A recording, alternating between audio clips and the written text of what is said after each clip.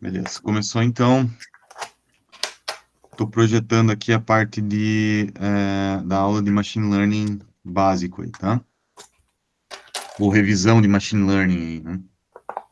Então, vou começar aqui tentando trazer um pouco da ideia geral que normalmente se usa, assim, em Machine Learning, né? A sequência mais ampla, assim, né? Para tentar explicar as etapas e depois, no primeiro momento, começar a falar das primeiras tarefas ou das tarefas mais recorrentes que se usa em Machine Learning, tá? Então, o fluxo normal que se usa nos problemas de Machine Learning é começar, né, com um conjunto de objetos aqui. Esses objetos podem ser de qualquer natureza, né, imagem, áudio, texto, né, nada impede de usar esse tipo de informação em métodos de Machine Learning mais clássicos, né? E em cima desses caras aqui, a gente faz o que a gente chama de uma espécie de uma representação, né? Mas é a construção das chamadas features, né? Ou construção, representação desses objetos no espaço de features aqui, né? Normalmente isso aqui é uma coisa meio, vou colocar entre aspas aqui, manual, né? No sentido que alguém vem aqui e define um conjunto de features, né? Isso para os métodos mais clássicos de machine learning, né? Tem coisa mais nova que isso não é exatamente verdade, mas enfim, da maneira mais clássica, né? Algum especialista, alguém conhece o domínio daqueles objetos, né? Se forem imagens, ou se forem sinais, essa pessoa conhece alguma característica daqueles objetos, e ele vai construir algumas features. Aqui eu estou usando duas features só para representar isso em duas dimensões e ficar visível explicar o que eu vou explicar na sequência, né? Mas poderia ser multidimensional, isso aqui não tem problema nenhum, né? Mas nesse espaço de features aqui, então, é onde a gente vai construir as nossas tarefas de machine learning, tá? Antes de eu falar da primeira, que é de classificação aqui, um ponto importante, depois eu vou ressaltar isso com mais detalhes aí, é que essa característica, né, dos métodos de machine learning aqui convencionais e ter que manualmente escolher as features ou determinar essas features ou eventualmente até começar com um conjunto maior e tentando reduzir essas features aqui para tentar construir um bom modelo, que é o que vem depois, né? Isso aqui é uma espécie de né, para o nosso contexto aqui de Deep Learning, que a gente vai falar na sequência, um tipo de uma limitação, né? Esse é o tipo de coisa que a gente vai, no contexto de Deep Learning aqui, evitar, né? Ou seja, num contexto de Deep Learning, o dado entra bruto aqui, né? Do jeito que ele é, texto, imagem, sinal, e a gente vai direto para a tarefa aqui, né? Sem precisar necessariamente passar por essa etapa aqui. Não tão explicitamente como é feito nos métodos de machine learning convencional, né? Então, por exemplo, se você tem um sinal lá, né, e você quer calcular uma feature desse sinal, você pode usar, sei lá, a transformada de Fourier desse cara aqui, você pode fazer algum tipo de filtragem, tá, sei lá, existem várias possibilidades aqui de analisar isso, mas isso depende do cara que está construindo essas features, né, o que a gente chama de vou colocar esse termo que ele é bem usual, né, handcrafted features, né, que tem uma coisa meio, né, manual aí na construção delas, né. Mas uma vez construídas essas features determinadas, né, vamos supor que a gente tem duas features aqui, que é o meu exemplo, independente do que elas signifiquem, né, em cima desses objetos aqui, a gente pode realizar algumas tarefas, e a primeira tarefa que eu estou mostrando aqui é a tarefa de classificação. Então, o que é a tarefa de classificação? Eu já volto para aquele desenho ali, né? A tarefa de classificação, eu quero aprender uma função, né, uma função que vai mapeado um espaço Rn aqui, que são N features, né? Então, esse N aqui está relacionado ao número de features que eu tenho, né? No meu caso ali é um R2, né? Para um espaço discreto aqui, né? De 1 até K, sendo que esse número aqui representa a classe, né? Então, se eu tenho um problema de duas classes, que é o que está colocado nessa imagem aqui, eu quero separar a classe mais da classe bolinha aqui, né? Então, para isso, eu vou tentar aprender essa função que separa um classificador do outro. Alguém perguntou alguma coisa, aí eu estou só com o Então, monitor. Vou falar. André, eu acho meio estranho, né, essa definição de 1 até K, porque não faz muito sentido uma única classe, né? Classificar em uma única classe não tem muito sentido, acho que deveria ser de 2 a K, né? É que, na verdade, esse um aqui, ele é para um negócio chamado One Class Classification, né? Sim, que é um caso particular, né? Que é, por exemplo, detecção de anomalia, né? Uhum. Então, assim, formalmente não tem problema nenhum, né? Sim, com certeza. Então, assim, Só soa um pouco estranho, né, para quem está vendo pela uhum, primeira vez, né? uhum, Você tem uma única classe, né? Fica meio esquisito, sim. né? Eu vou falar mais sobre o problema de uma classe daqui Sim, a sim, pouco, claro. tá? Ok. Então, o objetivo aqui é aprender essa função. Nesse caso aqui, é um separador, né? Separador da classe mais da classe bolinha aqui. E esse separador é um separador que é linear, né? Por que que ele é linear? Porque ele é basicamente parametrizado por um vetor, né? Vetor W aqui, né? Colocar uma linha embaixo para representar esse cara como um vetor, né? Que é ortogonal a esse separador aqui, né? E que dá a orientação desse cara aqui nesse espaço, né? Então, se eu rotacionar esse W para lá, para a esquerda, para a direita, aqui, sentido horário, anti-horário, esse plano aqui, essa linha de separação, rotaciona junto, né? Então, conhecendo esse W, eu sei a orientação desse carinha aqui no espaço, né? Isso aqui pode ser uma linha, pode ser um plano, pode ser um hiperplano, ele depende dessa dimensionalidade aqui, né? E normalmente a gente escreve esse classificador aqui, essa linha tracejada, como uma coisa WTX mais W0. Deixa eu liberar a entrada aí de alguém que está aí, né? Moçada, aceitem o convite.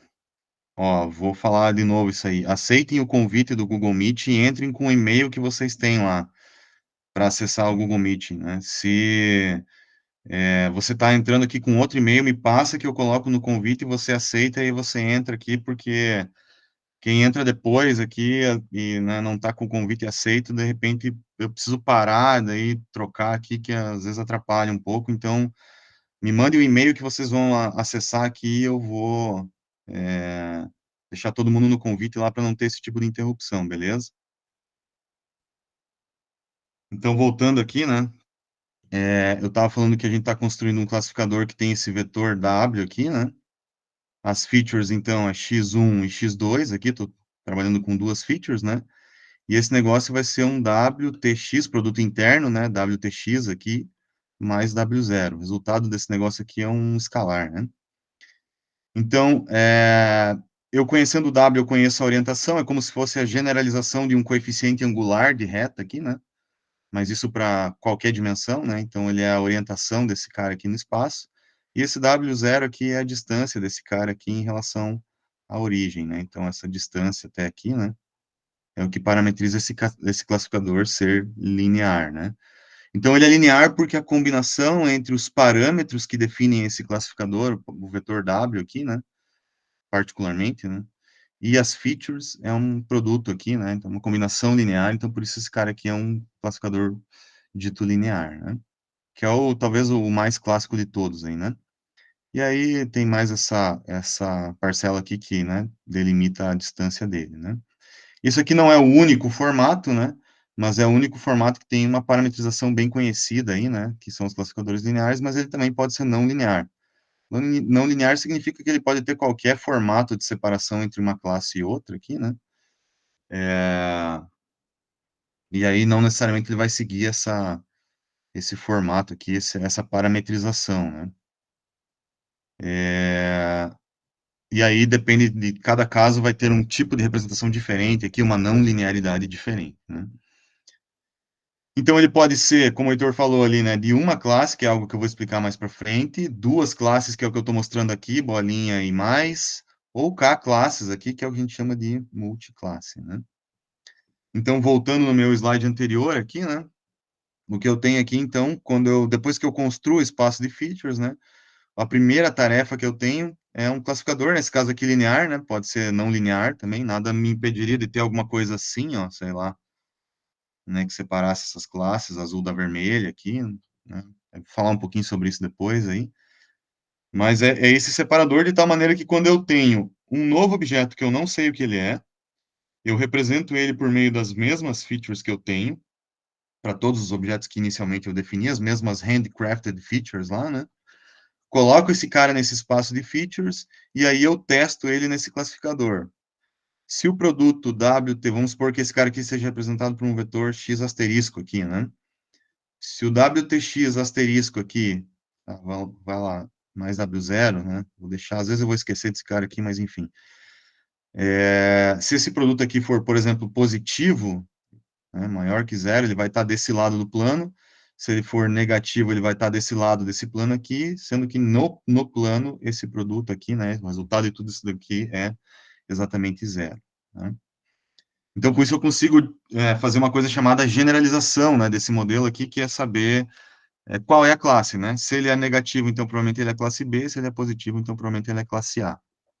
Essa é a interpretação mais clássica aí da tarefa de classificação, que é a primeira, mais recorrente, e é a que a gente vai ficar mais tempo aqui falando, inclusive, em Deep Learning, tá? Talvez seja a maior parte dos problemas aí se encontram nesse tipo de categorização, tá? Então, primeiro ponto importante, assim, né, que é legal já destacar a diferença entre Machine Learning e Deep Learning, né? Primeira diferença importante, né? Então, para um problema de classificação de duas classes, né, num cenário de machine learning mais convencional, eu tenho uma entrada, né? Supor que eu quero classificar entre um carro ou um não carro, uma imagem, né? Uma imagem de entrada aqui, né? No caso de machine learning convencional, eu preciso ter essa etapa de feature extraction, preciso construir as features, né? Preciso, a partir dessa imagem, construir coisas que representam essa imagem e que facilitam essa separabilidade entre carro e não carro. Né? Veja que isso aqui é uma coisa importante, né? Se as minhas features forem ruins, eu vou estar embaralhando essas classes aqui, né? Eu vou estar embaralhando todo mundo aqui e eu não vou conseguir separar uma coisa da outra, né? Então eu preciso features que são discriminativas, né? Que jogam o que é uma classe para um lado, carro, nesse meu exemplo aqui, né? Ou não carro para outro, né? De tal maneira que quando eu construo o meu classificador em cima daquelas features, eu consiga ter uma boa separabilidade, né? Já no caso de Deep Learning, a gente não está muito preocupado com essa etapa, a gente meio que tira fora isso daqui, né? A gente joga isso para dentro do modelo, né? Então, o processo de aprendizado, que aqui no caso de Machine Learning convencional é só dizer aonde que você vai passar aquela reta, né? Para o problema de classificação, né? Se ela vai passar aqui, se vai passar lá, ou se vai ser não linear, e qual é o formato daquilo, né? Que é aprender a separação das coisas, né? No caso de Deep Learning, a gente vai aprender uma coisa a mais. A gente vai aprender a separação das coisas e quais são as features que maximizam essa separabilidade.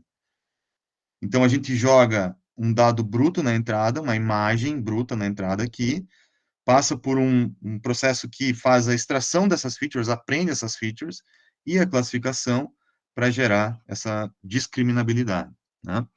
E intrinsecamente esses modelos são não lineares. Então, modelos de deep learning, eles não são, em geral, né? Podem até ter lá no meio deles isso aqui, mas eles não são desse tipo aqui, né? Não são lineares, eles são coisas não lineares, né? A gente vai ter uma separabilidade bem maluca aí entre essas classes aqui, não tem um formato parametrizado, né? Então, esse é um primeiro ponto já que é legal ficar claro, né? Inclusive, semana passada eu ouvi perguntas do tipo assim, mas se eu usar uma rede neural lá, com algumas features, né, para o meu problema de classificação, para o trabalho final aqui de Deep Learning, né, meio que uma proposta nesse sentido, né, eu já adianto que esse é o tipo de coisa que a gente vai evitar, porque isso vai cair nesse cenário aqui. E a gente quer, né, nessa disciplina, forçar vocês a pensarem mais como isso daqui, né. Então, esse é um ponto importante. Outro detalhe importante é que eu posso ter na entrada qualquer coisa e na saída qualquer coisa, né? Nesse cenário de Deep Learning aqui. Ele é um pouco menos engessado do que esses modelos de Machine Learning convencional. Eu posso ter texto na entrada, texto na saída. Eu posso ter texto na entrada, vetor, né? Um vetor de classes na saída. Eu posso ter imagem na entrada, eu posso ter texto na saída. Então, esse tipo de abordagem aqui dá uma flexibilidade. Claro, eu tenho que representar isso aqui tudo numericamente nesse miolo, né? Mas eu tenho essa flexibilidade aqui, né? Em termos de construção para essas coisas, né? Então, eu quero que vocês, né, se forcem a sair desse pensamento aqui, né, para esse pensamento aqui, inclusive no trabalho final da disciplina, tá? Então, usar uma rede lá, MLP, que é a que a gente vai falar semana que vem, é algo que eu gostaria de evitar, né, para essa disciplina aqui, né, acho que o Heitor concorda comigo, né, a gente quer ir Com para esse certeza. cenário aqui de baixo, né? Perguntas até aí, rapaziada? Pode interromper e Não falar, sei tá? se uma Pode falar. pergunta aqui sobre um sistema, por exemplo, o segundo ali que vai falar car, not car. Uhum.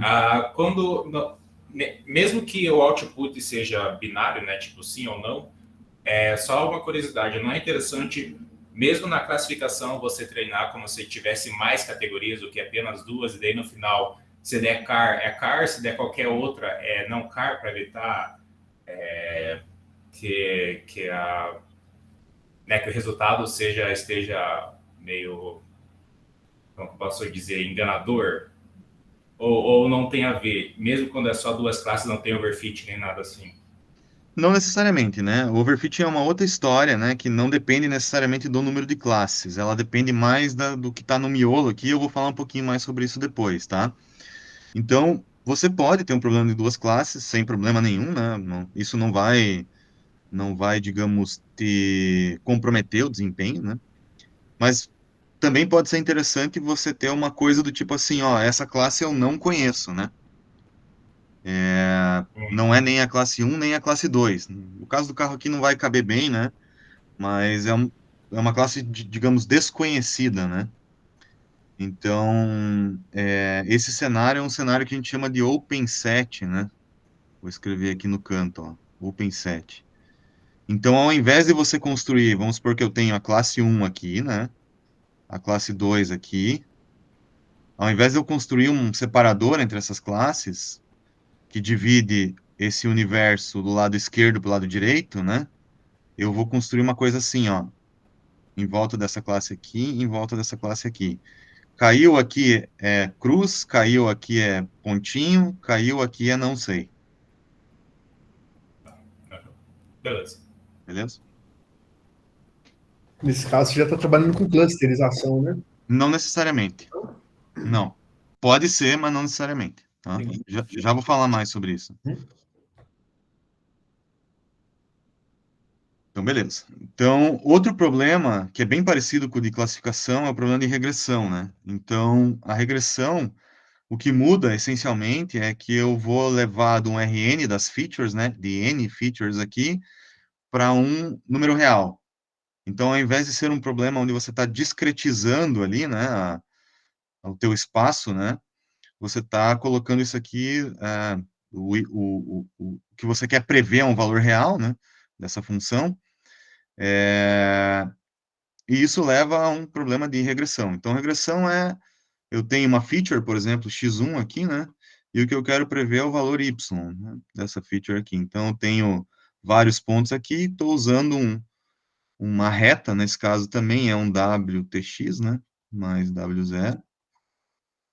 Então, isso aqui também pode ser interpretado como um coeficiente angular, no caso unidimensional, mas é um vetor ortogonal ali que dá a direção desse cara aqui no espaço, né? Porque isso pode ter uma feature ou pode ter centenas, milhares de features, né? E ainda estou tentando prever um único y nesse caso, né? E aí, uma vez que eu tenho esses dados aqui, eu tento, né, ajustar aqui um modelo que pode ser uma reta linear, né? WTX mais W0, ou alguma coisa não linear aí, para tentar capturar essa estrutura ali, né, de regressão dos dados. Tá? Muito parecido, assim, né, com classificação, na verdade, quase todos os modelos de classificação, eles são facilmente adaptáveis para regressão, sem muito esforço, então, é relativamente simples, essa tarefa aqui é muito parecida com a classificação e não tem muita mudança, né?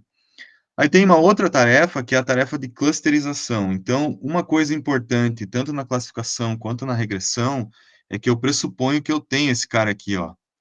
Eu conheço, né, qual é a classe que cada um desses caras pertence aqui. Eu sei que essa bolinha que está aqui, ó, ela tem esse x1 e esse x2 que está aqui. E eu sei que ela é uma bolinha a priori, né? Então, quando eu for construir, esse separador, eu sei que todo mundo que está aqui tem esse label, né? Então, esse label aqui é conhecido, né?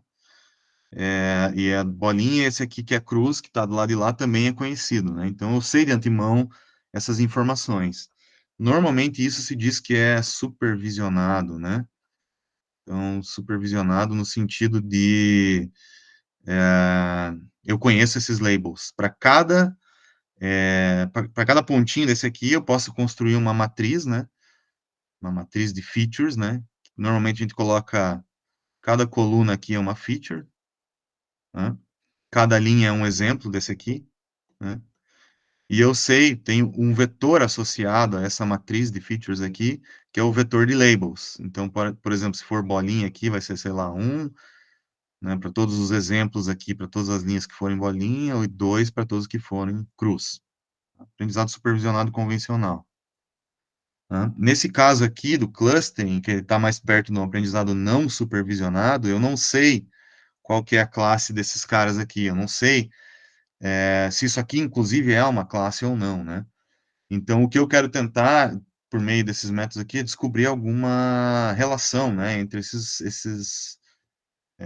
clusters, esses grupos, né?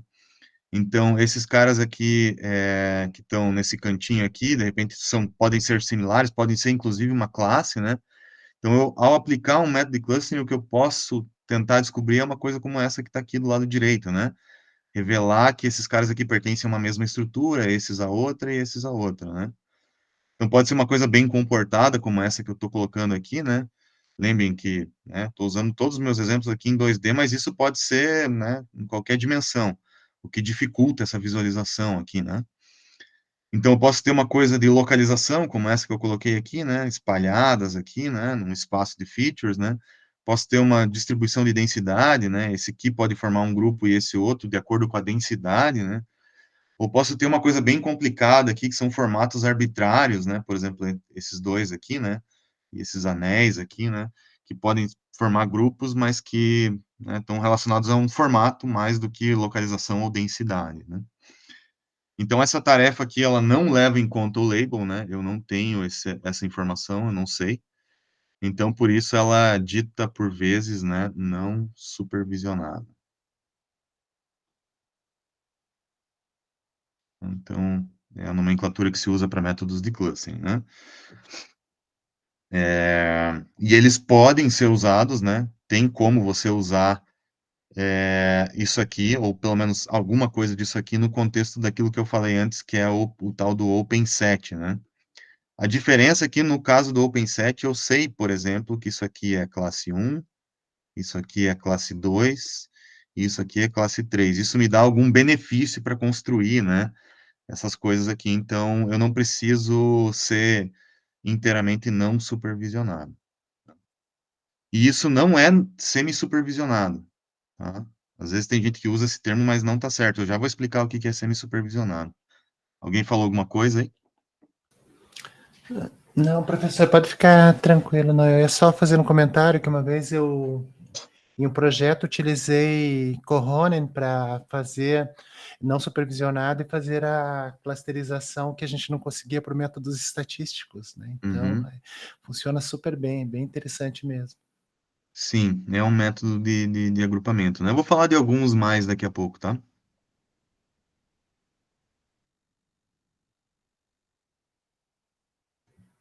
Beleza. Então tá. Outra tarefa é redução de dimensionalidade, né? Isso é uma coisa que a gente faz também intrinsecamente aqui nos métodos de Deep Learning. Às vezes a gente não toma muito cuidado. Em Machine Learning é bem comum, né? Você ter o teu extrator de características lá, né? Você faz a feature extraction lá, e isso gera muitas features, aí você coloca uma redução de dimensionalidade aqui, né? Muita gente já deve ter usado PCA, coisas do tipo assim, né? Para reduzir a dimensão. Isso é bem explícito, ou mais explícito nos casos de método de Machine Learning convencional, né? Em Deep Learning, como isso fica tudo encapsulado num único modelo, né, normalmente não é tão direto, né?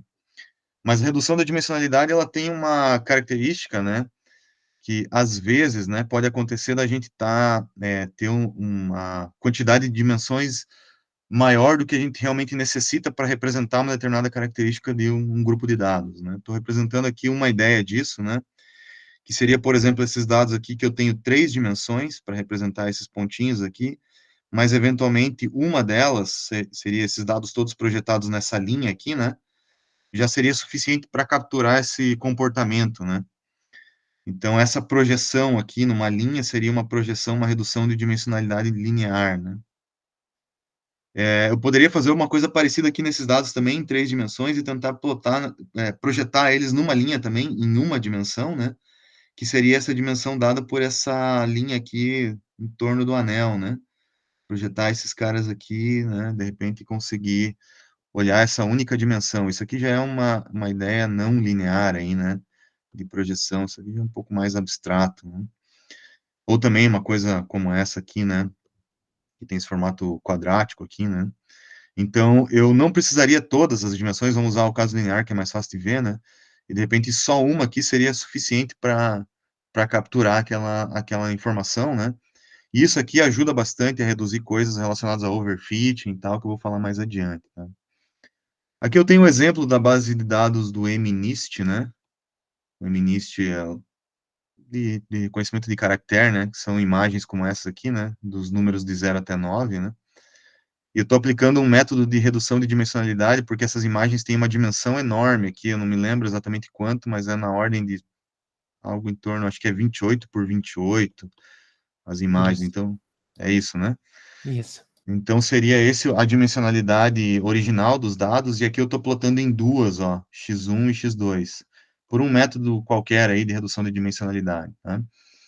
E é interessante ver aqui, né, que existe uma certa dimensionalidade intrínseca desses dados aqui, né, que mesmo nessas duas dimensões aqui eu consigo ter uma certa separabilidade das coisas, né. Claro, a cor ajuda a ver essa separabilidade aqui, né, mas eu consigo ver, né, que, por exemplo, aqui o número 8 está separado do 4, que está separado do 2, e se eu fosse usar um método de classificação, né, eventualmente aqui, talvez até com essas duas dimensões aqui eu já conseguiria alguma coisa razoável, né. Então, tem várias imagens aqui de exemplo, né, só plotando para ter uma ideia, né. Então, essa questão da redução de dimensionalidade, ela vai aparecer no meio dos nossos modelos de deep learning aqui, mas ela é uma etapa importante também. Também é uma tarefa bastante comum de machine learning, né. Uma outra forma de visualizar aqui, né, é que quanto maior a dimensionalidade, né, então se eu elevo a dimensão, eu acabo elevando uma certa esparsidade aqui dos dados, né, e eu acaba ficando mais difícil, tentar tirar alguma informação daquele dado esparso, né. O que eu quero dizer com isso, né? Vamos supor que eu tenha aqui, sei lá, 100 pontos, né, plotados em uma dimensão, em duas ou em três. E aí eu estou usando um objeto de tamanho fixo, por exemplo, uma linha de tamanho L, um quadrado de tamanho L, de lado L aqui, né, e um cubo de aresta L aqui, né, e medindo qual é o percentual daqueles 100 dados que eu estou gerando aqui de maneira uniforme nesse espaço, né, em uma dimensão, em duas ou em três, qual é o percentual que cai dentro desse objeto, né. Então, quanto maior a dimensão, menos objetos vão cair dentro daquele negócio ali. Então, isso significa que existe uma certa dificuldade, né, de você tentar extrair informações de estruturas à medida que você aumenta a dimensão. A forma fácil de ver isso é pensar no cluster, né? Se você está em duas dimensões aqui, você consegue ver bem essa compactação, essa separabilidade, mas à medida que isso aumenta, isso pode ficar tão esparso que essa característica, né, do cluster, ela se perde na dimensionalidade, né? Então, é uma luta, né? Às vezes a dimensionalidade ela é importante para você criar separabilidade, mas ela também é um problema, porque eventualmente ela pode matar aí a chance de tentar extrair alguma informação relevante daquilo, né, por conta dessa esparsidade, né? Uma outra tarefa é a de reinforcement learning, né? Eu não sei se alguém vai trabalhar com isso aqui, mas se alguém for, a gente pode propor um material específico para isso, né? Reinforcement learning é um tipo de tarefa bem diferente, assim, dessas que eu estou falando até agora, aí, né? que é uma tarefa onde o objetivo é, você tem um agente que interage com o ambiente, né? E a ideia aqui é que esse agente vai realizar ações nesse ambiente e vai coletar estados e recompensas desse ambiente, né? Então, pense um robô que está se movimentando num determinado ambiente, né? Ele vai tomar ações e vai se locomover, e algumas ações vão ser boas e outras vão ser ruins, né? Mas elas vão colocar ele em diferentes estados, e quando for ações boas, ele vai ter uma recompensa positiva, e quando forem ações ruins, ele vai ter uma recompensa negativa, né? Aqui colocando um exemplo bem simples, assim, de um agente que vai tentar apagar o incêndio aqui, né? Robozinho para isso, né? E aí, se ele tomar uma ação que é se locomover em direção ao incêndio sem pegar o balde de água, isso vai ser uma ação, né, que vai penalizar ele, né? Então, na próxima vez, numa próxima simulação daquela sequência de ações, né, ele vai tentar evitar esse tipo de ação aqui por conta dessa recompensa negativa, né? Então, esses modelos de reinforcement learning, normalmente você roda eles várias vezes, assim, né, de maneira iterativa, né, num determinado cenário, e para cada vez que você roda, você vai tentando aprender qual é a melhor sequência de ações, né? E aí, à medida que você já, digamos, aprendeu aquela sequência de ações para aquele cenário, então você pode ter uma certa autonomia em relação, vamos pensar em termos de navegação robótica aqui, né, dentro daquele ambiente. Então, hoje o estado da arte de reinforcement learning é com deep learning, né? Então, tem várias aplicações, e principalmente em robótica móvel, assim, né, que esse tipo de coisa tem sido usado, né? Os métodos clássicos de reinforcement learning não têm nem perto aí o desempenho que esses de deep learning têm, né? Então, se alguém precisar disso aqui, depois a gente pode também falar um pouco mais sobre esse tema, né? E daí a gente vem para o Anomaly Detection, né? Anomaly Detection, então, ele é a tarefa particular de classificação quando o número de classes que eu tenho lá, né, é igual a 1, né? Então, normalmente, até antigamente, esse problema da Anomaly Detection, ele era mais até chamado de One Class Classification, né? Cujo objetivo, então, era separar aquilo que é normal, conhecido, né, daquilo que é desconhecido, né? Então, isso pode ser feito por meio até de métodos de clustering, existem outros métodos para isso, né? Mas é tentar separar, né, o que a gente chama aqui de normal, né, ou aquilo que é esperado, né, daquilo que é anormal, que seriam esses caras em laranja aqui, né? Tem um exemplo, né, que tem sido bastante usado aí, onde métodos de detecção de anomalia, principalmente deep learning, têm sido muito utilizados, que é de monitoramento de segurança, né? Então, você tem, por exemplo, uma câmera que monitora ali uma determinada passagem, e você, 99,99% do tempo, são só pessoas passando, indo e voltando, então você tem muitos exemplos do que é normal, né? Do azul aqui, né? E raramente alguma coisa como essa que está mostrada aqui acontece, né? Que é um evento anômalo, atípico, que pode ser um desses caras em laranja aqui, né? Claro, estou representando por features aqui, né? Em duas dimensões, que de um vídeo até chegar em duas features aqui tem uma história longa, mas é só didático, né? Então, que esse negócio aqui tem que apontar, né? Quando alguma coisa anômala, atípica acontece, né? E esses métodos conseguem detectar, então, esse tipo de acontecimento, né? Isso é um exemplo, né? Existem vários. Anomaly Detection é um tema bem forte também, né? Na literatura recente aí, também com métodos de Deep Learning, né? Bom, vou partir para a última tarefa aqui, o grupo de métodos, né? Que é o aprendizado semi-supervisionado. Acho que é legal falar pelo menos o que é isso aqui, porque às vezes eu também vejo uma certa confusão nessa definição, né? Então, o método semi-supervisionado, por definição, né, isso aqui é o que se aceita como a categorização semi-supervisionada, né, é quando você tem uma pequena quantidade de dados que estão rotulados, né, então eu sei, por exemplo, que eu tenho dois exemplos aqui, um pertence à classe branca e outro à preta, né, e eu tenho uma quantidade enorme de dados não rotulados, que são esses caras em cinza. Eu não sei se eles são classe branca ou se eles são classe preta. Então, se eu fosse, por exemplo, construir um classificador em cima desse negócio aqui, o ideal seria eu não fazer isso que está na esquerda aqui, né? Porque se eu for olhar essas classes, esses caras em cinza aqui, né? Pode ser que eles representem uma classe, né? E que sejam da classe preta, então talvez seja melhor eu passar o meu classificador por essa região que está aqui, né? Então, o aprendizado semi-supervisionado ele tem duas tarefas, né? Se for, por exemplo, classificação, eu quero aprender a separação, aonde que eu vou colocar o classificador, e eu quero aprender também quais são os labels daqueles que eu não tenho. Então, isso que seria aprendizado semi-supervisionado do ponto de vista de classificação. Tem aprendizado semi-supervisionado do ponto de vista de clustering, de open set, de a detecção da anomalia, mas aí são cenários muito particulares, não vou ficar falando sobre todos eles aqui, né? Falando desse aqui que é o mais usual, mais recorrente, e pelo menos para vocês terem ideia do que isso significa, assim, né? No contexto de machine learning.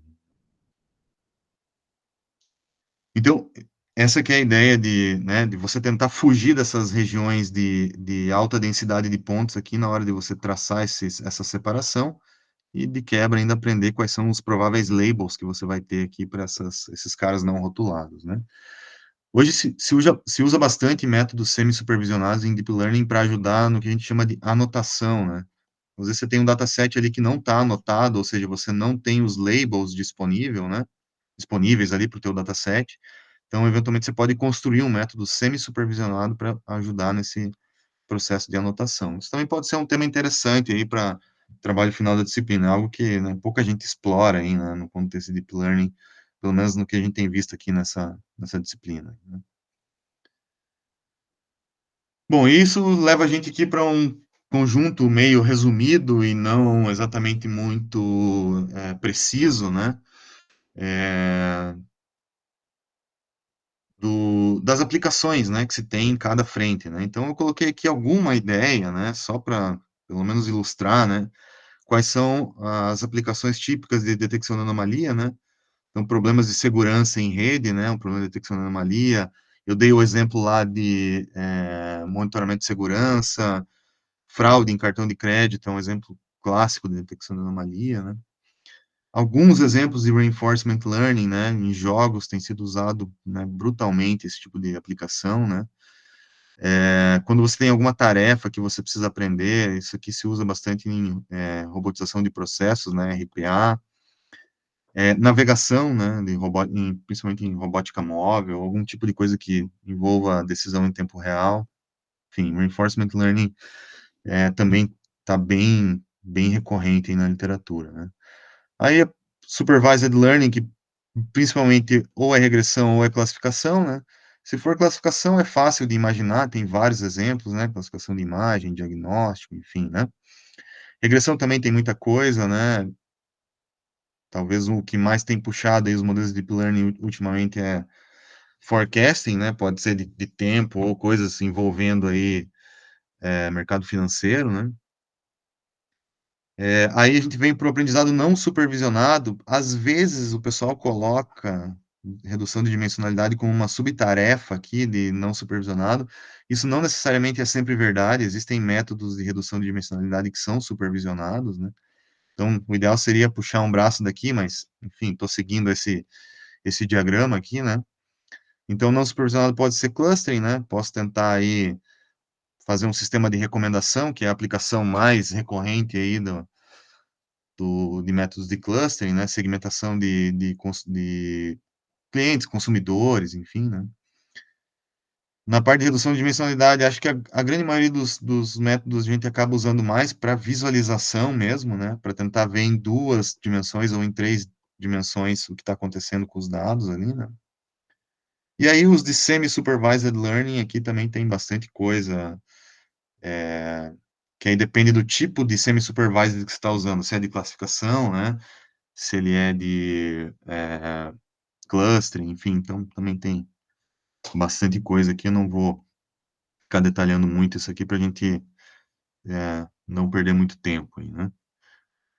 Bom, antes de eu continuar aqui, dúvidas aí, pessoal? Tranquilo, professor.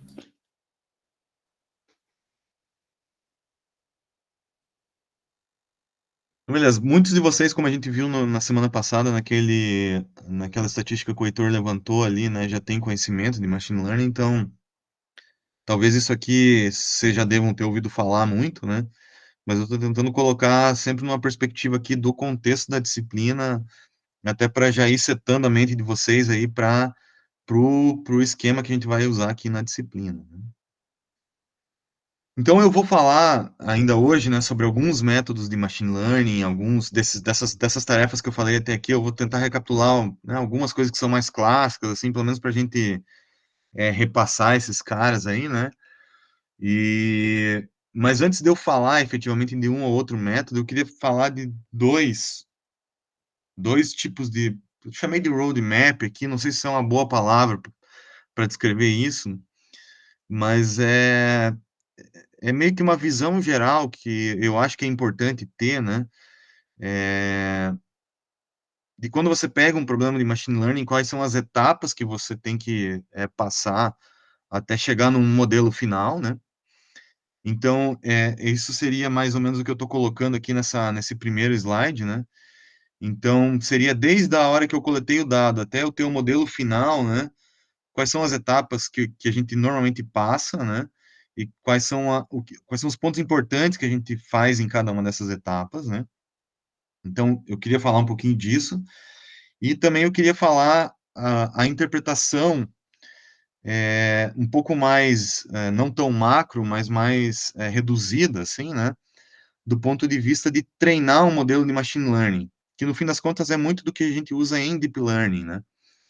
E eu acho que tem esse entendimento aqui dessas duas coisas vai facilitar para vocês saber posicionar um pouquinho melhor o que vocês estão fazendo em cada momento aí da disciplina, tá? Então, esse primeiro... Pode falar aí. Professor, eu tenho uma dúvida. Suponha, qual que é a diferença de eu, por exemplo, usar vamos supor que eu vou criar um filtro digital FIR ou IR ali usando rede neural, ou usar um algoritmo convencional no DSP. Tipo assim, qual que é a diferença? O que que eu ganho usando rede neural? Esse é um problema específico, né? Que é difícil de dar essa resposta assim, se você não for uma pessoa muito envolvida com o tema, né? Mas eu vou tentar te responder de uma maneira mais genérica isso aí, né? Aqueles métodos de processamento de sinais, né, convencionais. Então, por exemplo, se você tem um método convencional analítico que calcula um filtro de maneira analítica, né? E você chega ali numa resposta que é ótima para aquele filtro, né? De forma analítica, não faz sentido você usar uma rede neural. Certo. Porque uma rede neural não vai necessariamente garantir que você vai chegar naquela otimalidade ali do ponto de vista de projeto de filtro que eventualmente você pode ter com um método clássico convencional. Uhum. Então, às vezes tem que tomar cuidado, né? Para não é só porque existe essa ferramenta que ela é aplicável em todo o contexto, né? Entendi. Então, tem coisas mais clássicas que na verdade, o problema já está resolvido, inclusive analiticamente, que é o melhor dos cenários, né? Sim. Porque é uma situação onde você tem uma única solução, aquela solução é ótima e ponto final, né? Certo. Modelos de machine learning, deep learning, eles são mais Para aproximações mesmo, né? para aproximações ou situações onde você não tem, né, essa garantia, né, esse suporte analítico por trás ali, né? Ou você tem, né, como é o nosso caso aqui, um monte de dados e você quer tentar tirar alguma informação daquilo, né? Que não existe uma maneira analítica para chegar nessa conclusão. Então, Entendi. Uhum. é mais ou menos por aí, né? Valeu. Beleza. Então, eu vou falar primeiro desse roadmap geral aqui e depois eu vou para esse específico, tá? Pode parecer que isso não faça muito sentido agora, mas eu acho que é legal falar disso para vocês nesse momento. E depois, quando vocês precisarem, vocês voltarem nisso aqui, porque eu acho que ele dá uma boa visão de para onde ir, né? Então, esse primeiro roadmap aqui ele fala o seguinte, ó. Primeira etapa que você vai fazer, você vai coletar dados, né? Então, o nosso problema vai ser sempre esse. A partir de um conjunto de dados, né? Qualquer aí, né? De qualquer tipo, né? Para montar o que a gente chama de dataset, né? Nessa etapa aqui, normalmente, né, no caso mais clássico de machine learning, tem sempre aí problemas como missing data, né? Eventualmente, né, se tem algum sensor que falhou, você vai ter que lidar com isso. Você vai ter que fazer uma análise inicial das features que eventualmente você vai querer extrair daquele dataset, né? Tentar fazer uma, uma análise prévia, né? Se aqueles dados são viáveis ou não são, né? Para aquilo que você pretende fazer, né? Então, tem sempre essa etapa inicial aqui de coleta de dados. Uma vez que você está satisfeito com o teu conjunto de dados aqui, você vai para o treinamento dos modelos, né? Então, nesse treinamento dos modelos aqui, né, tem várias etapas, né? Você vai ter que, num primeiro passo aqui, né, avaliar se as tuas features estão ok, né? Ou se você vai ter que aplicar algum tipo de redução de dimensionalidade, né? Aí você pode fazer algum tipo de seleção de features ou fazer algum tipo de feature extraction. Vou falar um pouquinho sobre isso na sequência aí, tá? Fazer algum tipo de normalização nos dados, eventualmente isso pode ser necessário, né?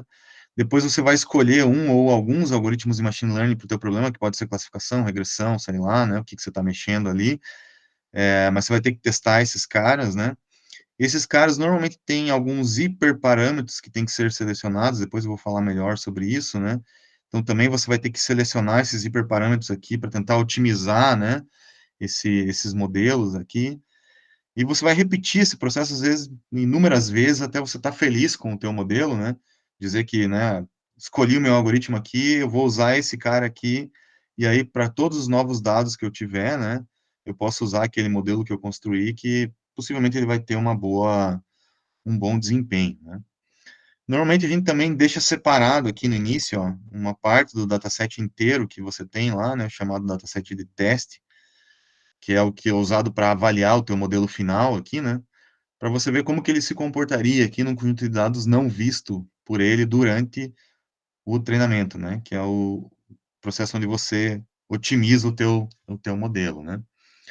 Aqui você pode, né, existem maneiras de dividir, por exemplo, 80%, 20%, né, dá para fazer um negócio chamado validação cruzada, que depois eu vou recapitular o que que é, então, mas é sempre importante lembrar que esse cara aqui meio que você tem que esquecer que você tem, né, e não cair na tentação de usar ele, né, para não prejudicar esse braço da esquerda aqui, que é o flow mais tradicional aqui de treinamento dos modelos, né. Então, isso é uma visão geral, ampla, né.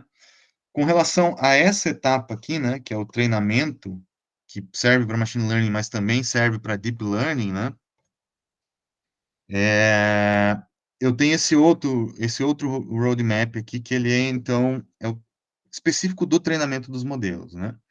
Então, uma vez que você definiu qual que é o teu problema, vamos supor que você está mexendo com, sei lá, regressão, né, você vai ter que escolher que tipo de modelo que você vai usar, né.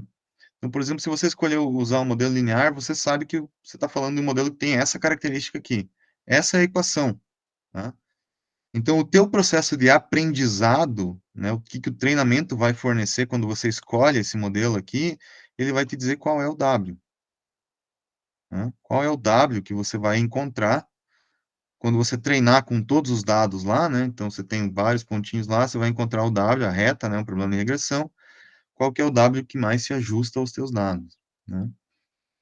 Então, é isso que o teu treinamento vai fornecer. E é interessante você ter isso em mente, uma vez que você define o modelo, você saber o que esperar, né, em termos da saída que aquele modelo fornece, né. Nesse caso aqui, é só o W, né. Uma vez que você definiu que você quer trabalhar com modelo linear, né, uma outra etapa, né, meio que uma solução de prateleira, assim, né, é escolher qual que é a loss function que você vai utilizar. O Heitor falou bastante disso semana passada, né. Mas a loss function ela vai dizer o seguinte, tá, beleza, eu tenho um problema de regressão, então eu tenho vários pontos lá e eu quero traçar uma reta, né? Essa loss function ela vai ter que te dizer o seguinte, quando você otimizar ela, por exemplo, minimizar essa loss function aqui, ela vai ter que te fornecer o W que melhor se ajusta aos teus dados aqui.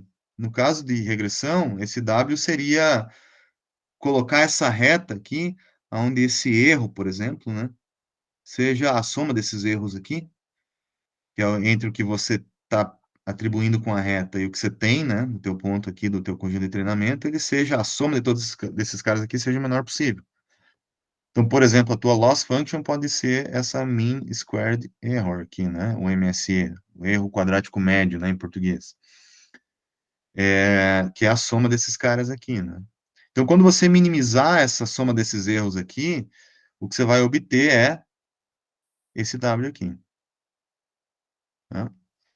Então, o que você faz? Beleza, então se eu minimizar o MSE, o que eu obtenho é o W. Eu vou escrever isso no formato de um problema de otimização.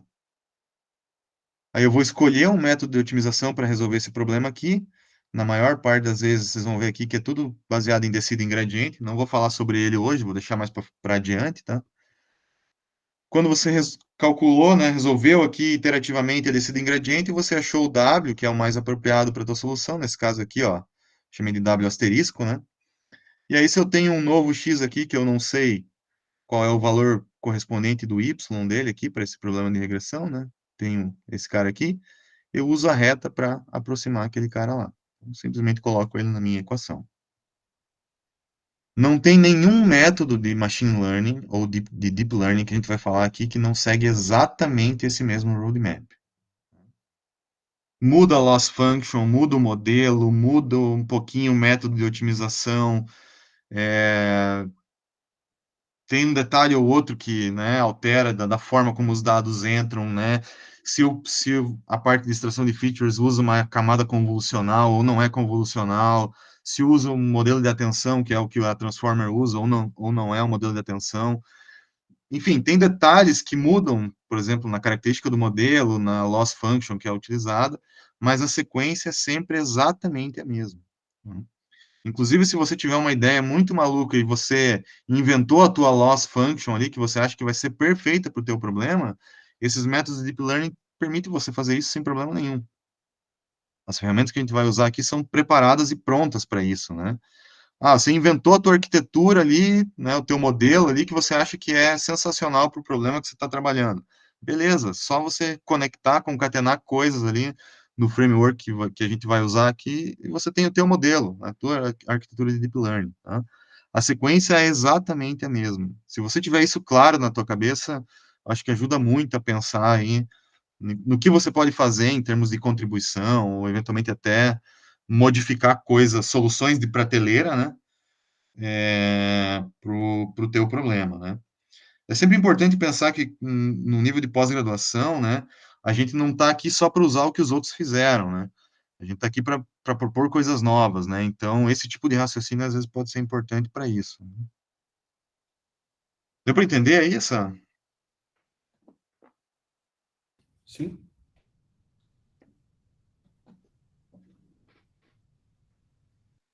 Então, beleza. Então, eu vou fazer o seguinte, ó, eu vou falar um pouco de alguns métodos, tá? Vou começar aqui. Não vou falar de muita coisa, vou falar de alguns só para, né, para vocês poderem fazer a tarefa ali, dar uma recapitulada nesse tema, né? Se alguém não conhece ou está vendo isso pela primeira vez, vai se bater um pouquinho, mas, enfim, faz parte aí, né? E eu vou tentar seguir esse pipeline aqui, né? Opa, eu vou tentar seguir esse pipeline aqui desse roadmap para apresentar alguns métodos. Então, eu vou começar nessa parte de redução de dimensionalidade, depois vou falar de alguns métodos de machine learning, classificação, regressão, clustering e tal, lá, né? Falar um pouquinho da otimização de hiperparâmetros e validação cruzada, né? Métricas bem rápido ali, né? Para a gente fechar essa parte, tá? Então, primeiro, redução de dimensionalidade. Método mais clássico que se usa em machine learning aí, a PCA. Tá? Talvez um dos mais antigos aí, porque ele já tem uma origem na estatística clássica aí, né? Então ele é usado já em análise estatística há muito tempo, né? E ainda nos dias de hoje, né, apesar das limitações e das complicações, ele é um método bem robusto e ajuda bastante em várias análises onde você precisa reduzir a tua dimensão. Então, qual que é a ideia da PCA? A ideia da PCA é você tem as tuas features no teu espaço original, né? E ela sempre busca projetar os exemplos, né? Então, ela vai pegar o teus dataset aqui no espaço original, que são esses pontinhos em azul aqui, né? Um detalhe, ela é não supervisionada, tá? Então, ela não sabe quais são os labels, tá? Então, para ela, não importa qual é, se isso aqui é de uma classe ou de outra, né? Ela mistura tudo, né? E o que ela vai tentar fazer é encontrar, num primeiro momento, qual é a dimensão de máxima variância, ou, né, qual é a máxima variabilidade dos dados, né? Então, se eu tenho um monte de pontinho aqui, sei lá, né, espalhado dessa maneira aqui, a dimensão, a direção de máxima variabilidade desses caras de máxima variância é essa daqui, ó. Tá? Se eu tenho, sei lá, os caras em pontinho, um monte de pontinho aqui, a direção de máxima variabilidade é essa daqui. Se esses caras estão numa diagonal, que é mais ou menos o que está aqui, essa direção é essa daqui. Então, ele vai projetar, o que é projetar? Projetar é uma projeção ortogonal lá da álgebra linear, né? Fazer essa projeção desse ponto nesse plano, nessa reta aqui, né? E esse cara vai passar a ser representado aqui nesse espaço de uma dimensão. Qual é essa dimensão? Dimensão de máxima variabilidade, que é a primeira componente principal, né? Então, ele diminui a dimensionalidade projetando nessa dimensão de máxima variabilidade, tá?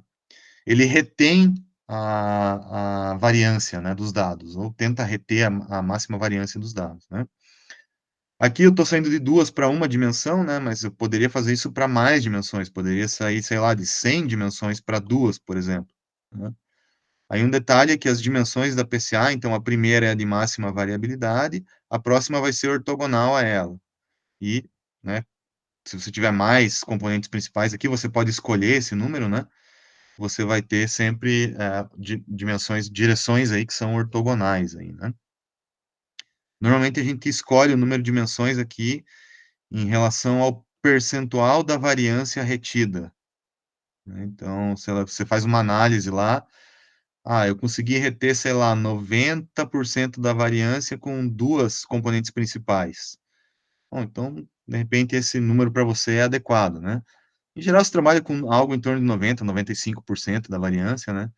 Para escolher o número de componentes que você vai reter. E aí você pode passar de um dado que está em 100 dimensões para um dado que está em duas, né?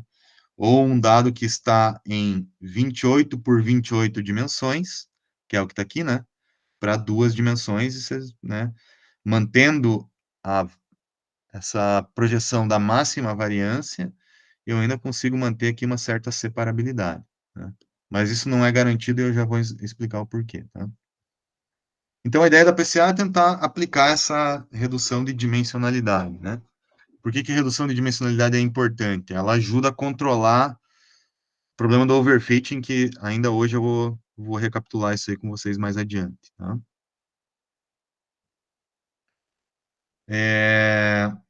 Bom, então essa é a PCA, né? Clássica, né? Talvez vocês acabem utilizando ela em algum momento aí ao longo até da própria disciplina de Deep Learning, né? E tem a versão, a irmã da PCA aí, só que supervisionada, né? Que é a LDA, né? De discriminante linear ali, né? E a diferença principal da LDA para PCA é que a LDA ela leva em consideração o label, né? Então, se você tivesse um problema de classificação, onde a tua classe aqui, ó, preta tá aqui, né?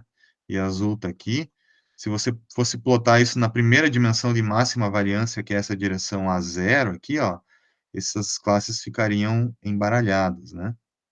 O que a LDA tenta fazer é o seguinte, ela tenta projetar numa dimensão que compacte, né? Então, ela não é de máxima variância, mas é de compactação, tenta compactar as classes, deixar ela bem, uma classe bem pertinho, os padrões que são de uma classe, todos bem pertinho do outro, né? E o máximo separado possível da outra classe, né? Então, a azul estaria aqui, né? Que é o que estou plotando nesse gráfico da direita também aqui, né? Então, se eu fosse plotar a direção da PCA desses caras aqui, essa direção possivelmente estaria nessa linha aqui, ó. E a direção da LDA é essa linha que está aqui, ó. Máxima separabilidade e mínima variabilidade, compacta as classes, né? Então, ao fazer isso, a LDA, nesse caso, ela consegue separar uma classe da outra, mesmo em uma única dimensão, né? Coisa que a PCA não faria aqui, né? Então, esses dois métodos são os mais convencionais para isso. Reduzir dimensão, passar de um conjunto grande de features, 100 dimensões, sei lá, para 2 dimensões, 3 dimensões, eventualmente para que você consiga visualizar alguma coisa, ou às vezes você pode passar de 100 para 20, né? E isso aqui te ajude a reduzir overfitting. Tá? Então, essa que é a finalidade da redução de dimensionalidade. Muito cuidado que se você sai de 100 para ir para 2, é óbvio que você está perdendo informação. Então, não dá para você acreditar cegamente no que você está vendo em menos dimensões e dizer que aquilo é o que acontece em mais dimensões, né? Também tem que ter essa maturidade aí, né? Então, PCA, LDA, os mais clássicos, eu poderia falar, mas acabei não colocando aqui, um outro método que é bem usual para visualização de dados, principalmente, né? Que é o t-SNE, né? Isso aqui é bastante usual para a parte de visualização, porque para redução efetivamente de dimensão ali, para usar no meio de um método, ele é um pouco custoso computacionalmente, né? Mas ele também é um método bastante usado, principalmente na área de bioinformática, assim, para visualização de problemas que tem uma dimensão muito, muito grande, né? Para você conseguir enxergar o que está acontecendo. Pode falar aí, quem... Na verdade, o Disney ele usa os componentes principais, né? Na verdade, não. É uma outra componente. Hum. É uma componente que é aprendida. Eu não sabia disso. Mas não são as componentes principais, não. Tá. Pode ser, mas não necessariamente vai ser. A interpretação delas é meio complicada, assim, sabe? Não é tão simples como a PCA, né?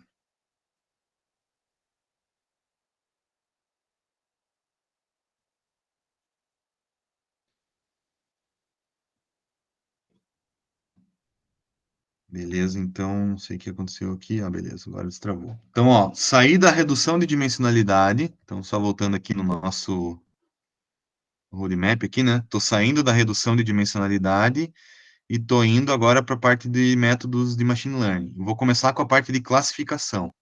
Vou falar alguns dos métodos mais convencionais de classificação aqui.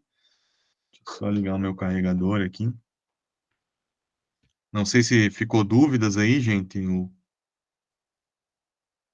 Estão dando para acompanhar o que eu estou falando aí? Bem tranquilo. Tá tranquilo, professor. Beleza. A TSNE, ela usa o método não linear, né? Então, a questão ali da redução, ela é bem complexa mesmo de ser explicada. Eu também não entendi quando eu li assim. Em resumo, né, de maneira bem resumida e rasa, tá? É mais ou menos assim. Você tem um dado que está numa dimensão, vamos supor, numa dimensão bem alta, vamos supor que isso aqui seja, sei lá, 100 dimensões, tá? E esse dado, ele tem uma determinada distribuição. Vamos pensar que é uma distribuição estatística, uma gaussiana, vai lá, sei lá, multidimensional, né? O que ele tenta fazer durante o processo de redução de dimensionalidade, quando ele vai passar para 2 dimensões, né, o t-SNE ali, né, nesse espaço 2D, ele tenta manter essa distribuição nesse espaço 2D. Então, se os dados tinham essa cara nesse espaço, ele vai tentar manter essa cara nesse novo espaço aqui, tá? Isso para qualquer grupo de dados ali, né? Ele tenta manter isso aí. Claro que uma coisa é você fazer isso quando você tem 100 dimensões disponíveis e outra quando você tem só 2, né? Então, ele perde muita informação nesse processo. Mas ele tenta manter essa cara da distribuição dos dados. Então, esse mapeamento aqui, né, de lá para cá, ele é um mapeamento não linear, né? Ele usa é uma característica não linear dos dados, então pode não ter relação nenhuma ali com a representação original, né? A não ser essa relação que no espaço projetado, no novo espaço, a cara dos dados vai tentar ter a cara dos dados no espaço original. Essa Então, que é É bem doido. a parte que é aprendida ali é achar qual que é essa distribuição. o que é aprendido em partes é o que é a distribuição, mas é aonde que esses caras aqui vão estar, ó. É a Aonde que esses transformação, né? X1 e X2 vão estar para que essa distribuição tenha essa cara aqui. Assim, ele não é tão complexo, né? A ideia dele não é complexa, né? Mas o problema é que a parte de otimização, veja, ele não é diferente disso aqui, ó. Essa sequência aqui, o Tisney. O problema é que quando chega nessa parte aqui, ó, de escolher o método de otimização e escrever o problema conforme o problema de otimização, ele tem os macetes ali que aí complica um pouco, né? A parte matemática complica, mas a ideia... Aí que eu me quebrei. Eu posso depois mandar um vídeo para vocês aí, tem um vídeo bem legal, uma explicação dele ali, que é bem intuitiva, e quem tiver interesse pode dar Ah, uma eu, olhada. eu, eu quero sim, André. Se Uhum. puder mandar, depois eu agradeço. Deixa eu só anotar aqui para não esquecer. Manda por e-mail daí, prof. Beleza.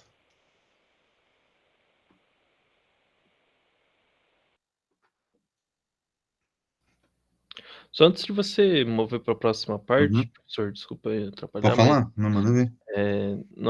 não tem ali a parte de aumento de dimensionalidade com one-hot encoding, tipo. Sim, o aumento de dimensionalidade é uma coisa que aparece, né? Mas ele não tem um apelo e uma abrangência tão grande quanto a redução de dimensionalidade, né? O aumento de dimensão, a gente vai falar um pouquinho em um ou outro momento aqui em Deep Learning, né?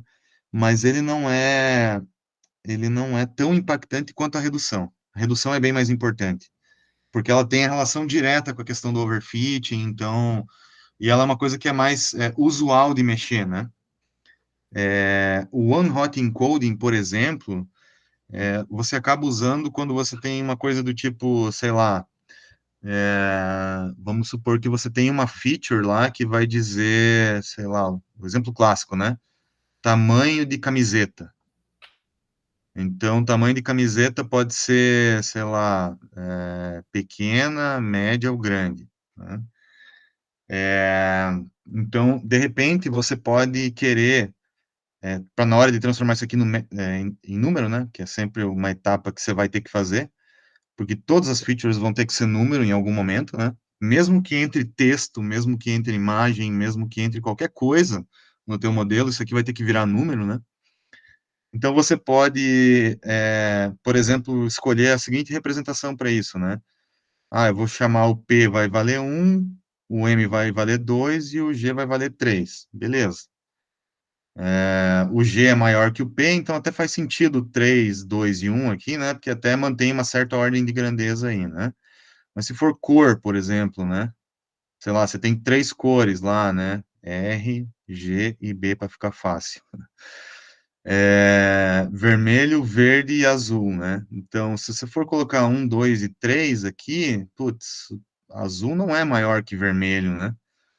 Então, talvez essa representação não seja adequada. Aí parte para uma coisa tipo one-hot encoding, né? O que é o one-hot encoding? Vai falar que esse cara aqui é, por exemplo, 0, 0, 1, tipo uma codificação binária, né? Esse vai ser 0, 1 e 0, e esse vai ser, por exemplo, 1, 0 e 0. A distância entre eles aqui é a mesma, né? E aí você cria aí uma feature, né, para ele e não tem essa característica de um ser maior que o outro ali, enfim, né? Então, meio que entra nesse contexto. Mas no caso de machine learning, isso é relativamente pontual, de deep learning também, né? E não é tão impactante e importante quanto a redução de dimensionalidade, né? Não sei se deu para entender, hein? Deu. Valeu. Beleza. Então, ó, falei que eu ia dizer que existem métodos de redução de dimensionalidade, agora eu vou falar de alguns de classificação, né? Vou falar bem rapidinho aí de alguns de classificação. Começar com o mais clássico de todos, o KNN, né? Os K vizinhos mais próximos aí. Esse cara aqui, de maneira bem rápida, né? Ele usa como referência a distância, normalmente distância euclidiana, né? Então, é a distância que ela tem um formato esférico, né? Redondo, né? Então, coisas que têm uma mesma distância euclidiana, elas têm essa distância esférica em relação a um ponto, né? Então, esse cara aqui tem a mesma distância euclidiana desse cara aqui, esse cara também e tal, né? Então, ela tem essa característica esférica, né? Então, só para relembrar, né?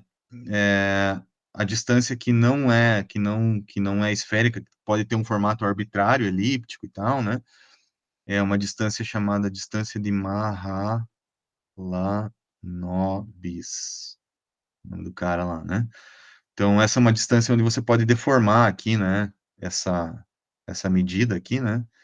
E aí ter pontos equidistantes aqui seguindo, sei lá, uma elipse ou uma coisa diferente da esfera, né? Então, toda vez que você estiver usando distância euclidiana, as coisas, espera-se que o teu espaço, né, os pontos se comportem de acordo com essa distância, né? Se por algum motivo esse não for o cenário que você está observando, talvez a distância euclidiana não seja mais adequada. Isso vale, inclusive, para o KNN, né? Então, se você tem um exemplo qualquer e você quer classificar esse cara aqui, se ele pertence, por exemplo, à classe 1, 2 ou 3 aqui, triângulo, bolinha ou cruz, você pega, por exemplo, os K, vizinhos mais próximos, né? Então, aqui eu estou usando os 1, 2, 3, 4, 5 vizinhos mais próximos, do ponto de vista de distância euclidiana, esférico, né? Então, se a maioria desses caras aqui for, por exemplo, da classe 3, então a classe que eu vou atribuir para esse cara aqui vai ser a classe 3, tá? Esse que é a ideia do KNN, né? Problema do KNN, né? Para você fazer isso, você tem que meio que guardar o teu dataset inteiro, né? Se você quiser usar o teu classificador, você tem que guardar o teu dataset. Então, se você tem 10 milhões de exemplos, né? Você, teoricamente, aí teria que guardar os 10 milhões de exemplos para você poder usar o KNN na prática, né? Existem algumas formas de você fazer aproximações locais e não ter todos os exemplos, e sim, sei lá, uma coisa que represente aquele conjunto de exemplos por meio de um único padrão, né? Um centroide, vai lá, né?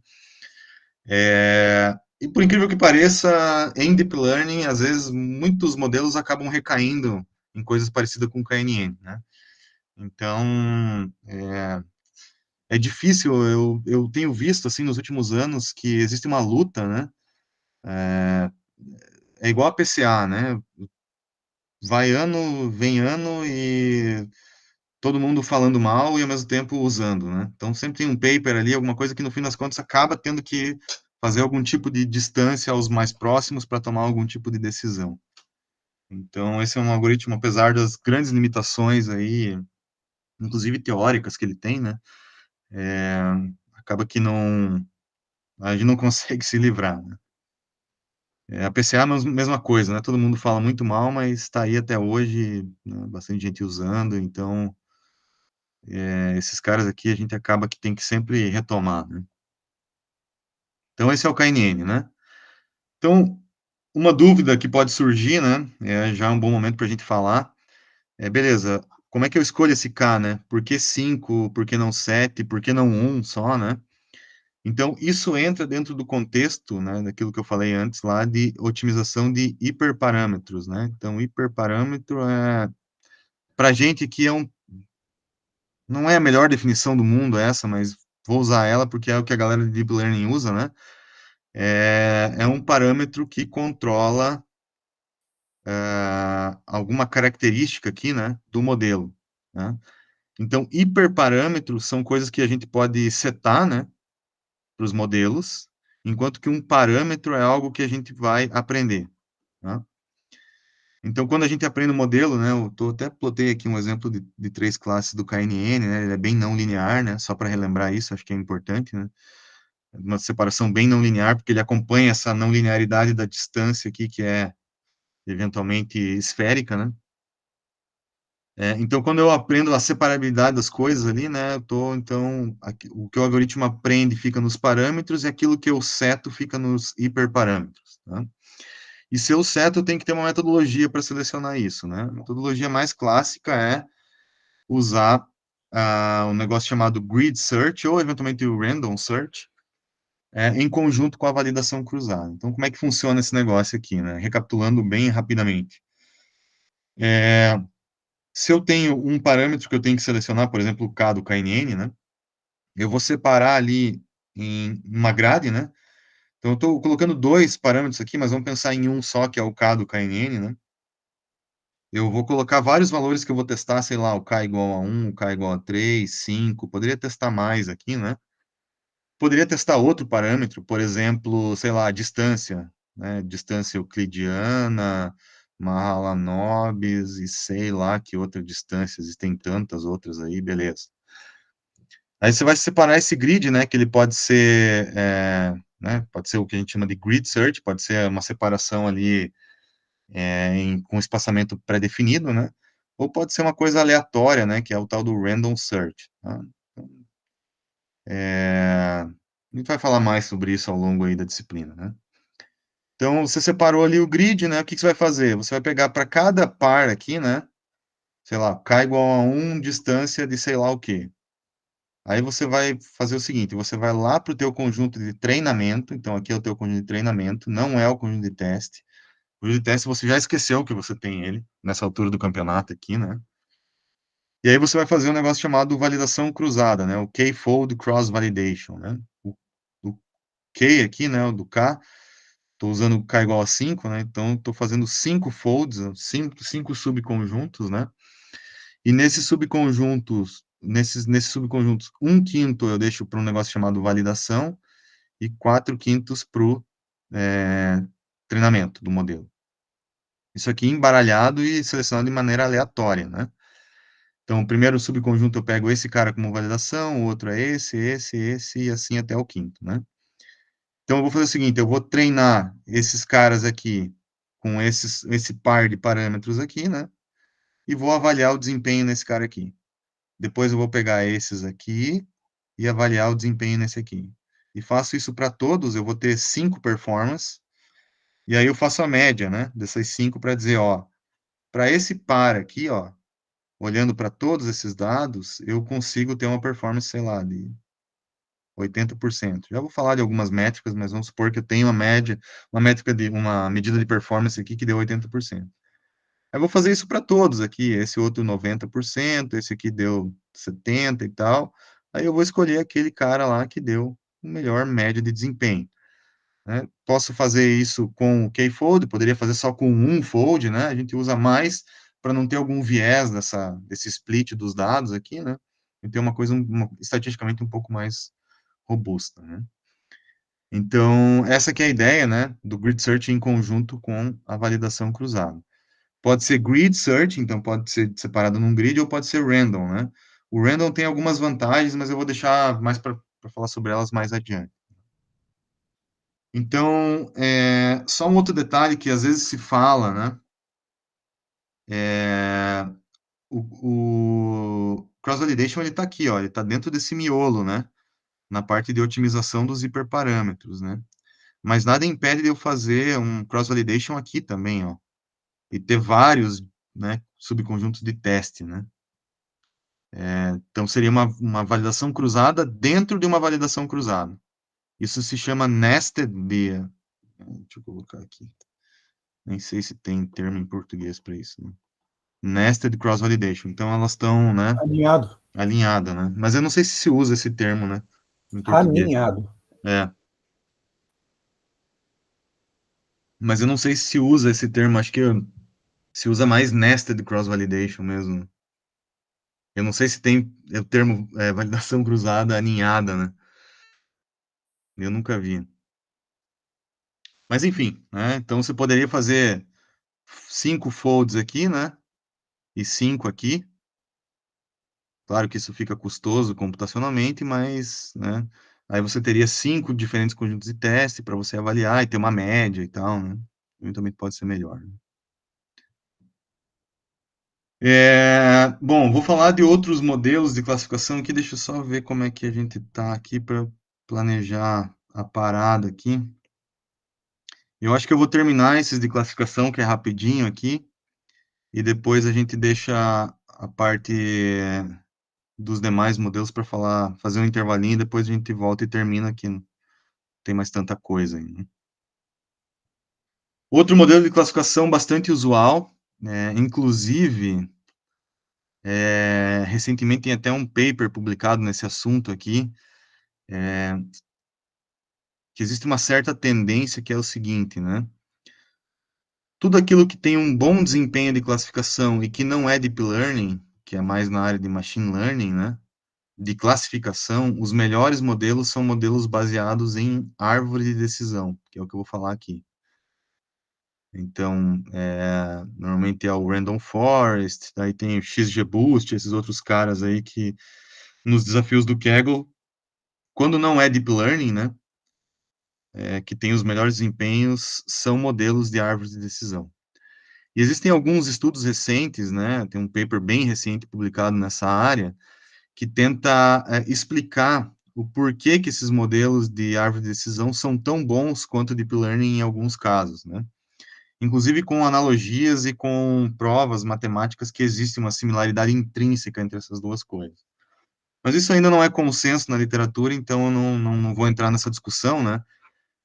Mas só deixar essa ressalva de que, assim, classificadores do estado da arte de machine learning, né, não deep learning, de machine learning, os melhores são modelos baseados em árvores, principalmente o Random Forest, XGBoost, esses caras aí que são basicamente árvores de decisão, montadas de uma maneira um pouco diferente, né? Mas são estado da arte, né? Então, o que é uma árvore de decisão? Uma árvore de decisão, você tem um dado de entrada, né? Estou exemplificando aqui de maneira meio, assim, semântica, né? Só para dar uma ideia, mas claro que isso aqui seria numérico, né? Eu tenho uma entrada, uma imagem, né? Por exemplo, né? E essa árvore, ela vai criando splits, né? Vai encadeando decisões aqui, né? De tal maneira que eu saio de um nó raiz aqui, vou até um nó final, que é chamado nó folha, e percorrendo, né, essa árvore, eu vou chegar lá no fim, e no final, quando eu chegar, eu vou saber qual é a classe que um determinado, né, exemplo pertence. Então, nesse caso aqui, eu estou fazendo splits, por exemplo, a parte de cima é azul, a parte de baixo é azul, a parte, né, vou fazendo splits aqui, um exemplo qualquer aqui, né? Para quando eu chegar no nó folha, eu sei, bom, esse aqui é uma imagem de outdoor ou indoor, por exemplo, né? Na prática é um pouquinho mais complicado do que isso, né? Que eu estou colocando um exemplo real, né? Onde eu tenho um dataset em 2 dimensões, né? E eu tenho 1, 2, 3 folhas, 3 nós folha aqui para representar essa classificação. Então, se eu tiver, por exemplo, em um nó folha qualquer aqui, né? Ou seja, num nó que está no final da árvore aqui, né? O que eu vou ter não é exatamente só exemplos de uma classe ou outra, né? Mas o que eu vou ter é uma maioria de exemplos que caem naquele nó folha ali, né? De uma classe em detrimento das demais, né? Então, quando eu percorro a árvore, eu chego aqui, eu sei que a maioria, por exemplo, é verde, aí eu posso classificar como verde. E essa maioria vem do treinamento, né? Então, do processo de treinamento dessa árvore de decisão. E como que é esse processo de treinamento? Esse processo ele é baseado num negócio chamado ganho de informação, né? Ou redução de entropia, né? Então, a cada split que a árvore faz, né? Ela faz um split sempre tentando maximizar esse ganho de informação. Isso aqui é uma equação, né? Relacionada aí com a entropia, né? Não vou, né, recapitular isso aqui, acho que é um detalhe que é específico demais para esse momento aqui, né? Mas a ideia é você fazer um split que, por exemplo, esse split da esquerda aqui, ó, ele é melhor do que esse split da direita, no sentido dessa redução de entropia. Entropia é incerteza, a grosso modo, né? Quando eu reduzo a incerteza, né, o que eu estou fazendo no nosso contexto aqui, né, aumentando a separabilidade das coisas, né? Então, a redução de incerteza para nós aqui é aumento da separabilidade, né? Então, por exemplo, esse split da direita aqui, ele tem uma determinada entropia, uma determinada separabilidade, né? Quando eu faço ele, né, em 4 aqui, por exemplo, né, a entropia que eu tenho aqui embaixo é exatamente a mesma, né? A incerteza que eu tenho é exatamente a mesma. Todo mundo está eu tenho a mesma quantidade de exemplos por classe em cada um dos splits, né? Eu não ganhei nada em termos de redução de entropia aqui, né? Ao passo que esse cara da esquerda aqui, né? se eu fizer esse split, ó, conseguir colocar mais da classe vermelha para a esquerda, da verde para cá, e a maioria da vermelha para cá, né? Eu consigo chegar nesse cenário aqui que eu estava buscando anteriormente, né? Que é colocar, né, a árvore, a maioria dos exemplos de nós, de uma determinada classe nos nossos folhas, né? Esse que é o objetivo desse ganho de informação, né? Então, esses métodos baseados em árvore de decisão, né, ele começa calculando a entropia de todo o dataset, aí vai para cada feature ali, né, dividindo em intervalos, calculando o ganho médio de informação, dessa redução de entropia, uma equação, né, relativamente simples de calcular isso, né, e aí vai sempre selecionando a feature que tem o maior ganho de informação, né. Daí vai crescendo a árvore, aumentando os splits até chegar num tamanho máximo da árvore, que chegue num cenário como esse daqui, né, onde vai estar a maioria de uma determinada classe nos nossos folhas, né. Então, esses splits ele vai aprendendo, né. Então, por exemplo, né, se eu tenho um dataset lá de 2 classes aqui, né, sei lá, algo assim, até meio simples aqui, né. De repente eu posso, testar vários possíveis splits, né, então eu vou ver esse aqui, quanto que dá a entropia desse, quanto que dá desse, quanto que dá desse, né, e eu vou ver que um deles é o melhor de todos, por exemplo, esse cara aqui, né. Então, esse cara que deu a maior entropia, a maior separabilidade entre as coisas num determinado nó da árvore é o que vai ser escolhido, e se fosse o caso, eu continuaria crescendo a árvore a partir desse split aqui, né. Então, essa que é a ideia da árvore de decisão, né.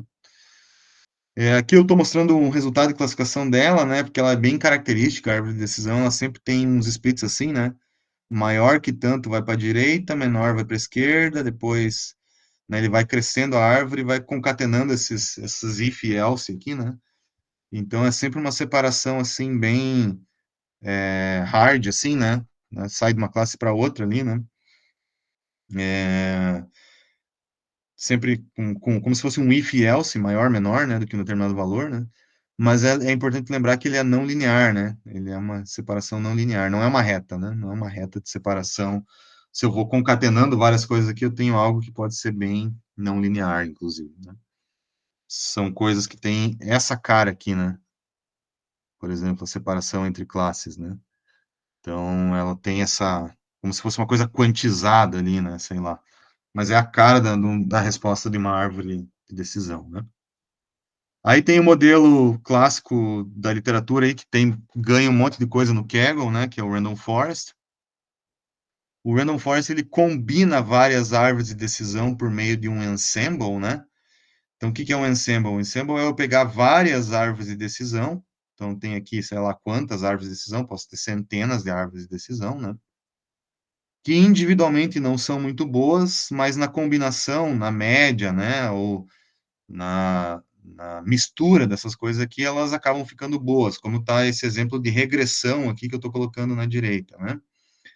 Então, eu tenho várias árvores de decisão que individualmente dão uma regressão ruim, que são esses carinhas em vermelho aqui, ó.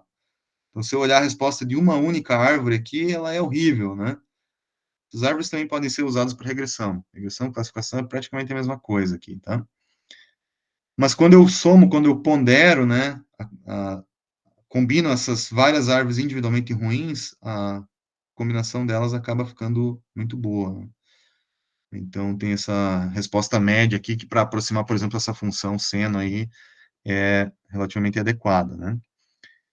Para fazer isso, esse ensemble, ele é normalmente construído com uma técnica chamada de bootstrap, né? Então, o que que o bootstrap faz? Se você tem os teus dados de entrada aqui, né, tua matriz com features, então aqui x1 até x4 são features, e o y é o label, né? A primeira árvore de decisão, você vai selecionar aleatoriamente alguns exemplos, algumas features, carregando os labels dela, né, para treinar essa árvore aqui. Claro que ela vai ficar ruim, né, não vai ser uma árvore que vai ter um bom desempenho individual. Aí você vai pegar outra árvore com outras features e outros exemplos e treinar essa outra árvore. E fazer esse esquema para todas essas árvores individualmente, né. E aí, a combinação delas é que tem esse efeito positivo aqui, né. Árvores de decisão bootstrap, elas usam essa metodologia, parte das features, parte dos dados, e existe um outro método de ensemble, que é o chamado boosting, né? aonde você tem uma coisa sequencial. Então, você treina uma árvore de decisão ali, né? Faz uma árvore de decisão. Ela vai com o dataset inteiro, com todos os dados, né? Tudo aqui.